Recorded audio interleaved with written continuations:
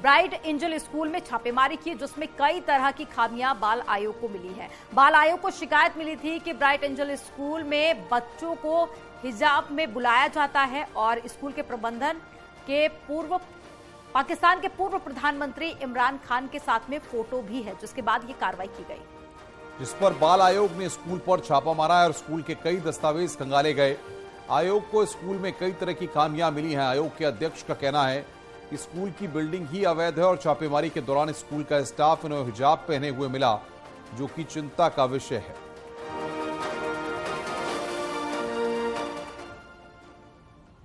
निरीक्षण हमारा एक शिकायत के तहत उसके फॉलो अप में हुआ था, जिसमें बहुत सारे एलिगेशंस है विभिन्न विभागों से लेके, और कुछ बातों की तो हमने सत्यता प्रमाणित कर ली। बाकी हम कागज लाए हैं वहां से, दस्तावेज जो उनका हमें गहन अध्ययन करना होगा सभी विभागों के साथ मिलके, और तब पूरा सच सामने आ पाएगा। एंड ये जो भी आरोप है ये मैं कुप्रचार समझता हूँ। एंड ये किस वजह से हुआ, मैं भी अभी आयोग में जा रहा हूँ, अभी तो संडे है, बट इसके legal course of action I will do.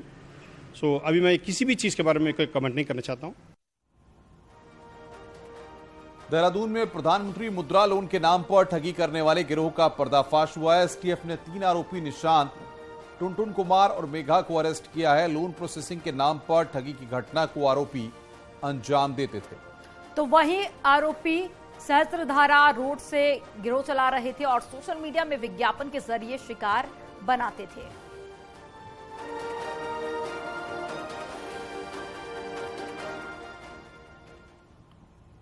तो वहीं देहरादून में फर्जी मार्कशीट बनाने का मामला को लेकर तमाम बड़े खुलासे हुए और मुख्य आरोपी सहेंद्र पाल आज भी पुलिस की रडार से दूर है। तो वहीं फरार सहेंद्र को पकड़ने के लिए पुलिस ने 5 टीमें बनाई हैं, जो कि जांच में जुट गई हैं।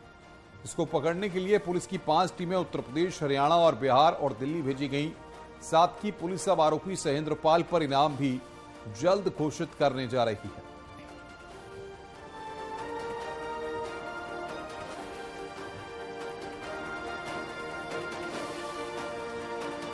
के लिए भी लगातार जो है उसकी अरेस्टिंग के लिए हमारी टीमें बनी हुई है और वो अपना काम कर रही है। तो डेफिनेटली हम जल्दी उसे गिरफ्तार करेंगे। सर इनाम भी उस लेवल नहीं पड़ा, इनाम बिल्कुल, जो कार्रवाई होती है वो जरूर होगी।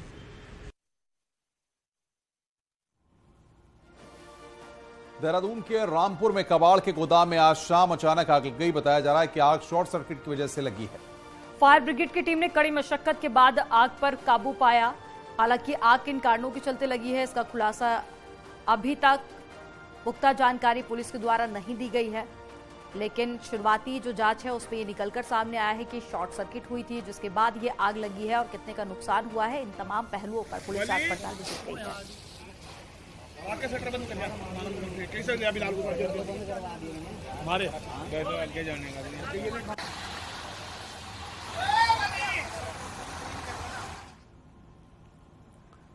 तो बागेश्वर में बीती रात मुख्य कृषि अधिकारी पर फायरिंग का मामला सामने आया है, जिसमें मुख्य कृषि अधिकारी सुघर सिंह वर्मा बाल बाल बच गए। कृषि अधिकारी ने बताया कि कल देर रात को वो अपने कमरे में लेटे हुए थे, तभी कमरे के बाहर कोई आवाज सुनाई दी। तभी अचानक उनके कमरे की खिड़की से अंदर की ओर एक फायरिंग हुई, जो उनके कमरे की दीवार पर जाकर लगी। फिलहाल पुलिस ने अज्ञात के खिलाफ एफआईआर दर्ज कर मामले की तफ्तीश शुरू कर दी है। एक गोली की आवाज आई और वो सीधी अंदर तक जो है गिरने की मुझे महसूस हुआ, तो मैं समझा कि निश्चित कुछ ना कुछ जो है इसमें फायरिंग वगैरह की गई है। और उसके क्रम में फिर उठा नहीं, तब मैंने फिर सीओ साहब शिवराज सिंह राणा जी को फ़ोन किया, 112 में फ़ोन किया, अपने स्टाफ को किया। जब ये सब लोग और प्लस पुलिस वाले आ गए हैं, तब मैंने देखा, तब दरवाज़ा खोला तो खिड़की की जाली कटी हुई थी, खिड़की खुली हुई थी, चेयर गिरी हुई थी। उत्तराखंड विधानसभा का बजट सत्र मार्च के दूसरे हफ्ते में बुलाया जा सकता है। संसदीय कार्य मंत्री प्रेमचंद अग्रवाल का कहना है कि इन दिनों बजट के लिए जनता से सुझाव लिए जा रहे हैं। हमारा प्रयास है कि होली के बाद मार्च के सेकेंड वीक में बजट सत्र आहूत किया जाए। तो संसदीय कार्य मंत्री प्रेमचंद अग्रवाल का कहना है कि बजट सत्र गैरसैंण में ही आयोजित होगा। लोगों के सुझाव भी लिए जा रहे हैं। ताकि बजट को और भी बेहतर बनाया जा सके।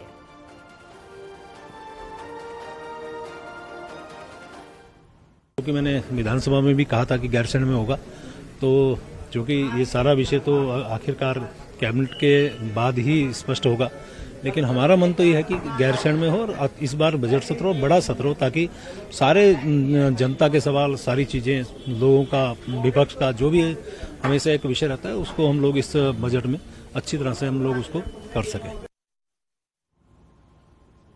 तो 10 फरवरी को देहरादून सचिवालय में शाम 4 बजे से धामी कैबिनेट की मीटिंग होने जा रही है। बजट सेशन से पहले होने जा रही इस मीटिंग में कई महत्वपूर्ण प्रस्ताव आने की उम्मीद जताई जा रही है। माना जा रहा है कि कैबिनेट में जोशीमठ को लेकर राहत पैकेज की घोषणा हो सकती है। नकल अध्यादेश भी लाया जा सकता है। पर्यटन पर एक नीति का भी प्रस्ताव आ सकता है। तो आबकारी नीति पर मोहर लग सकती है, जिसके तहत राज्य में शराब सस्ती हो सकती है। सरकारी वाहन खरीद नीति को मंजूरी दी जा सकती है और इसी के साथ ही जमीनों के सर्कल रेट बढ़ाने का प्रस्ताव भी लाया जा सकता है। बजट सत्र के गैरसैंण में कराने का प्रस्ताव भी लाया जा रहा है। जिस प्रकार से जोशीमठ की समस्या है, जिस प्रकार से हमारे आने वाले टाइम के विधानसभा सत्र है, ये सारे बिंदुओं पे हम लोग 10 फरवरी की जो हमारी कैबिनेट है उसमें इसमें हम लोग चर्चा करेंगे कि राज्य के हित में जो भी अच्छे निर्णय होंगे वो सब कैबिनेट बैठकों के द्वारा हम लोग करते हैं। और इस बार मुख्यमंत्री जी की मंशा ये है कि हम जो पेपर लीक हो रहे हैं या नकल कराई जा रही है, उसके लिए एक कड़ा कानून बनाने का जो है हम कैबिनेट में एक प्रस्ताव लाने जा रहे हैं। ग्राउंड तैयार हो या ना हो, लेकिन कांग्रेस के टॉप लेवल पर नेताओं में लोकसभा चुनाव को लेकर जंग जरूर शुरू हो चुकी है। हरक सिंह रावत अब हरिद्वार लोकसभा सीट से चुनाव लड़ने की जुगत में है।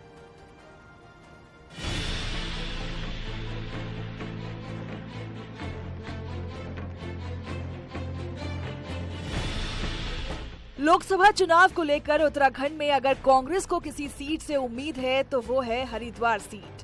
हरिद्वार जिले से ही कांग्रेस के सबसे अधिक विधायक भी हैं। अभी तक हरिद्वार सीट से पूर्व सीएम हरीश रावत ही दावेदारी करते आए हैं, लेकिन इस बार हरक सिंह रावत भी तैयारी में जुटे हैं। लेकिन उनके आगे पहली चुनौती हरीश रावत ही है। ऐसे में हरक जानते हैं कि या तो हरीश रावत अपना दावा छोड़ दें या फिर उनको हरीश रावत का साथ मिल जाए। पार्टी में गुटबाजी पर हरक ने कहा कि जिन नेताओं के पार्टी से विचार नहीं मिलते उनको पार्टी छोड़ देनी चाहिए, वरना पीठ पीछे छुरा घोंपने की आदत ठीक नहीं है। को अगर नहीं पसंद आ रहा है, नहीं विचारधारा मिल रही है, नहीं आपको समझ में आ रहा है तो छोड़ दो। बजाय ये कि देखिए सामने लड़ने का, मैं तो जो व्यक्ति सामने लड़ता है उसको ज्यादा पसंद करता हूं, बजाय ये कि पीठ पे छुरा भोंकने की। हरक के इस बयान पर कांग्रेसियों ने भले ही चुप्पी साध ली हो, लेकिन बीजेपी जरूर चुटकी ले रही है। बीजेपी का कहना है कि हरक सिंह जहां रहेंगे वो पार्टी तोड़ने का ही काम करेंगे। देखिए, हरक सिंह जी अगर आज कांग्रेस में हैं तो कांग्रेस को तोड़ने का ही प्रयास करेंगे और स्वाभाविक रूप से अगर उन्होंने कांग्रेस के लोगों को कहा है कि पीठ में छुरा मारने वाले उस दल में हैं तो हरक सिंह को उस दल के बारे में और विचार करना चाहिए और सारी बातें जनता के सम्मुख लानी चाहिए। आज कांग्रेस की स्थिति हुई है उसमें जो कुछ बचा कुछ हरक सिंह जी पूरा करेंगे। बीजेपी छोड़कर कांग्रेस में जाने वाले हरक सिंह रावत लंबे समय से कांग्रेस में भी नेपथ्य हैं। लोकसभा चुनाव के मद्देनजर अचानक बढ़ी उनकी सक्रियता और ताजा बयान ने अब कांग्रेस के अंदर एक और विवाद को जन्म दे दिया है। न्यूज़ 18 के लिए देहरादून से सुनील नवप्रभात की रिपोर्ट।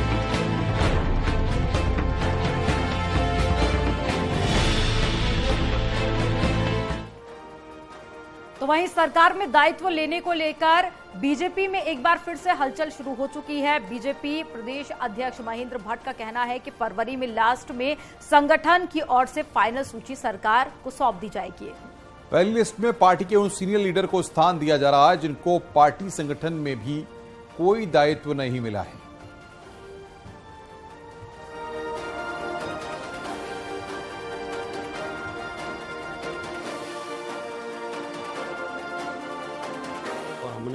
दायित्वधारियों की सभी सूची पर प्रारंभिक तैयारी कर ली है।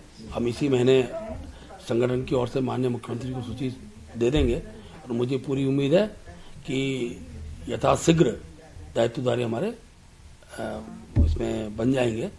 और खास तौर पर हम वरिष्ठ कार्यकर्ताओं को प्रथम सूची में महत्व देने वाले हैं, जो हमारे संगठन में लंबे समय से उनका योगदान रहा है, समय दिया है।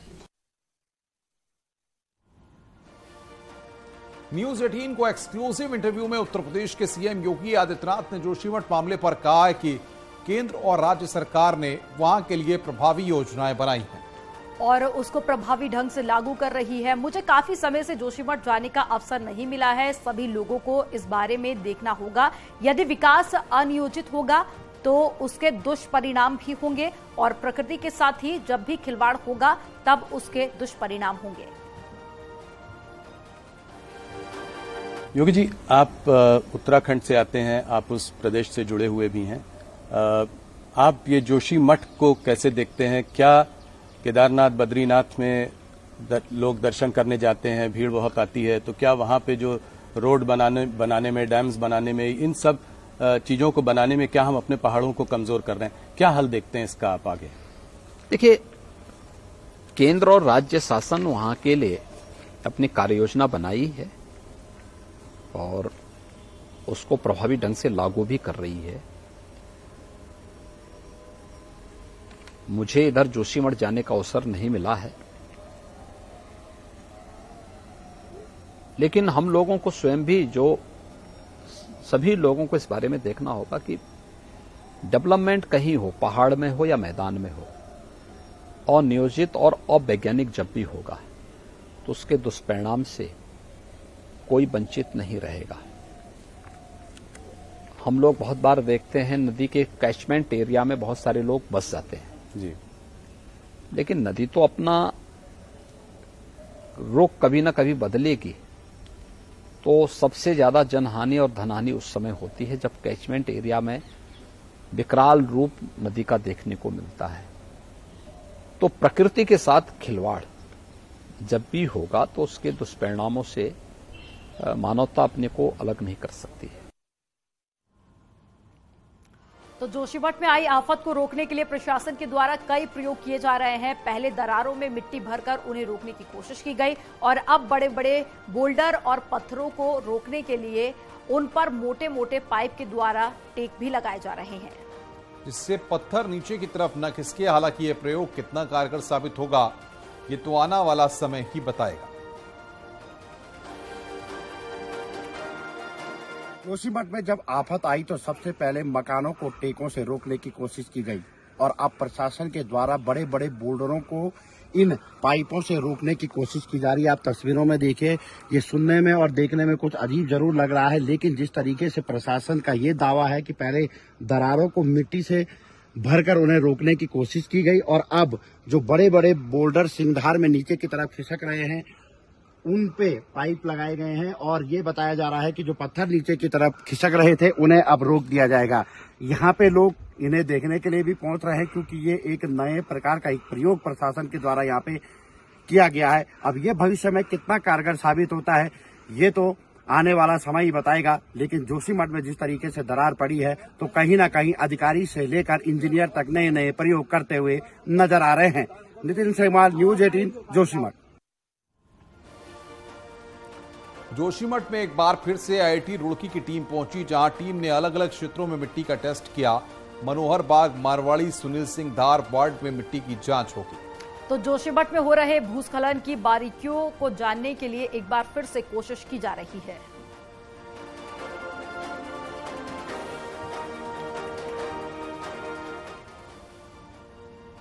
और नैनीताल झीलों का शहर है, लेकिन इस बार इन झीलों पर बारिश और साथ ही स्नोफॉल नहीं होने का असर दिखने लगा है।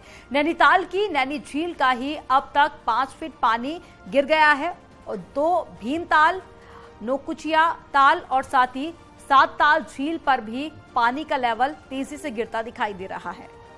हालांकि इन्हीं झीलों से ही नैनीताल की बड़ी आबादी के साथ टूरिस्ट भी निर्भर हैं।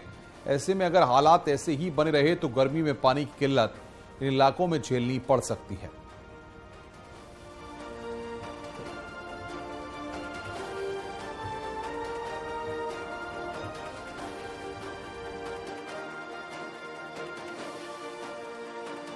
हिसाब से ये धूप चटक और गर्मी अभी से पड़ने लगी है पहाड़ों में, आने वाला समय जो नैनीताल का है, जिस हिसाब से यहाँ पे पर्यटकों का बहुत ज़्यादा दबाव पड़ जाता है, उस हिसाब से आने वाले समय में नैनीताल में पानी की किल्लत बहुत बड़ी हो जाएगी। बागेश्वर में भले ही सरयू और गोमती नदियां बहती हैं, लेकिन हैरानी की बात यह है कि दो नदियों के होने के बाद भी यहां के लोगों को पानी के लिए तरसना पड़ रहा है।